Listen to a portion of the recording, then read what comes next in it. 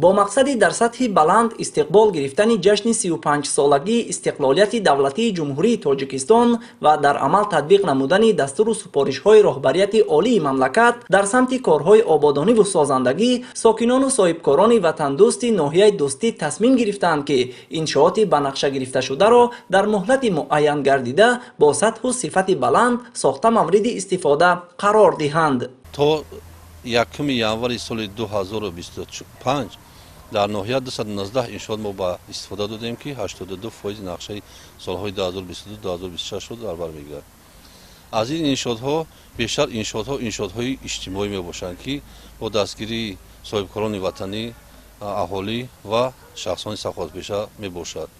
ба ғайр аз ин мо ба нақша гирифтаем ки дар солҳои оянда аз ҳисоби аҳолӣ ва шахсони сафоватпеша аз ҳисоби мақомоти иҷроии ҳукумати давлати ноҳия дар баъзи деҳаҳои дурдаст сохтмони ин гуна боғчаҳоро бачагонаро ба нақша гирем. با در نظر داشت طلبات زمان در پرتو دستور و هدایت‌های رهبریت عالی مملکت، ساکنان از خود تشبثکاری نشان داده با به ترتیب درآوردن راه و کوچه‌ها، جویبارهای کنار راه را تعمیر و از نوسازی کرده با استفاده از موسم مناسب در موضع‌های معین شده نهالان سایه افکن و همیشه سبز و گل و بوته‌های آرایشی می‌شینانند. طور تشبثکاران ابراز می‌نمایند اقدام مذکور در ادامه کارهای سازندگی به استقبال جشن 35 سالگی استقلال دولتی عملی گردیده، مقصد از آن آبادی و سرسبزی یک گوشه وطن عزیز میباشد. بینای مؤسسه تاسیس عمومی رقم 8 با اختیار 540 جای نشست با استفاده داده شد.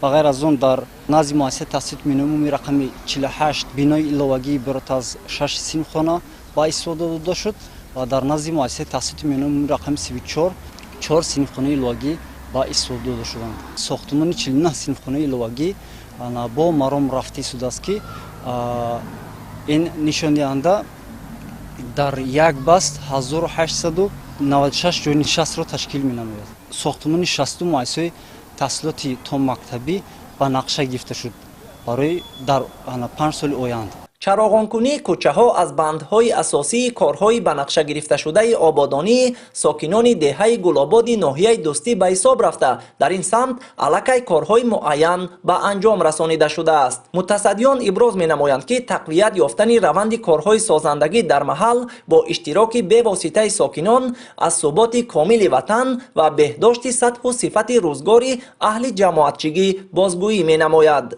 بخشیده به 35 سالگرد استقلالیت دولتی یک قطار انشاءات‌های جشنی با نقشه گرفته شده است در حدود جماعت دیهات جیلکل که مرکز ناحیه را در بر میگیرد. قسما انشاءات‌ها با استفاده داده شدند و قسم دیگر در حالت انجام رساندنی کارهای ساختمانی قرار دارد. بنای شعبه معارف در ناحیه و مرکزهای سودا چراغانکنی در حدود مرکز ناحیه و منفرشکنی در کوچه ها مردم شرفمند تاجیک احساس کردند که این وطن رو باید عزیز داشت و برای آبادی برای پیشرفت اون سهمی ارزنده خود رو باید بگذاریم. به همین ترتیب ساکنان و صاحبکاران دیگر جماعت شهرک و دهات ناحیه دوستی در همکاری با مقامات محلی کارهای آبادانی و سازندگی را تقویت بخشیده مقصد دارند که به استقبال جشن 35 سالگی استقلالیت دولتی جمهوری تاجیکستان زیاده از 180 انشاءات سمت فعالیتشان گوناگون را مورد استفاده قرار دهند.